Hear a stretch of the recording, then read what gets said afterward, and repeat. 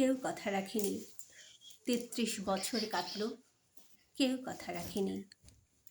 ছেলেবেলায় এক বষ্টমী তাঁর আগমনী গান হঠাৎ থামিয়ে বলেছিল, শুক্লা দ্বাদশীর দিন অন্তরটুকু শুনিয়ে যাবে। তারপর কত চন্দ্রভূক অমাবস্যা চলে গেল, কিন্তু সেই বষ্টমী আর এলো না। ২৫ বছর অপেক্ষায় আছি।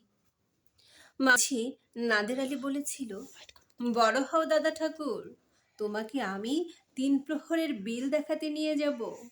সেখানে পদ্ম ফুলের মাথায় সাপ আর ভ্রমর খেলা করে।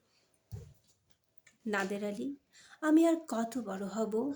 আমার মাথা এই ঘরের ছাদ ফুঁড়ে আকাশ স্পর্শ করলে তারপর তুমি আমায় ৩ প্রহরের বিল দেখাতে নিয়ে যাবে? একটা রয়্যাল গুলি কিনতে পারিনি কখনো। লাঠি লজেন্স দেখিয়ে দেখিয়ে চুষেছে লস্করে বাড়ির ছেলেরা।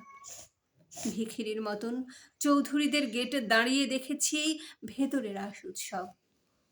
অবিরল রঙের ধারার মধ্যে সুবর্ণ কঙ্কন পরা ফর্সা রমণীরা কত রকম আমোদে হেসেছে। আমার দিকে তারা ফিরেও চায়নি।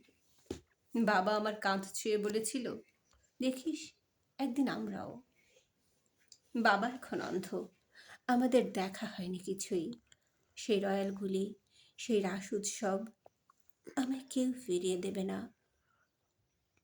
বুকের মধ্যে সুগন্ধি রুমাল রেখে বরুণা বলেছিল, যেদিন আমায় সত্যিকারের ভালোবাসবে সেদিন আমার বুকেও এমন আতরের গন্ধ হবে। ভালোবাসার জন্য আমি হাতের মুঠে প্রাণ নিয়েছি, দুরন্ত ষাঁড়ের চোখে বেঁধেছি লাল কাপড়।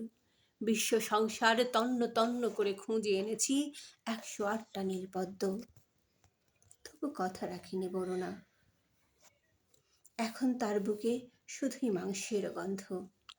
এখন সে যে কোনো নারী। কেউ কথা রাখেনি। ৩৩ বছর কাটল, কেউ কথা রাখে না।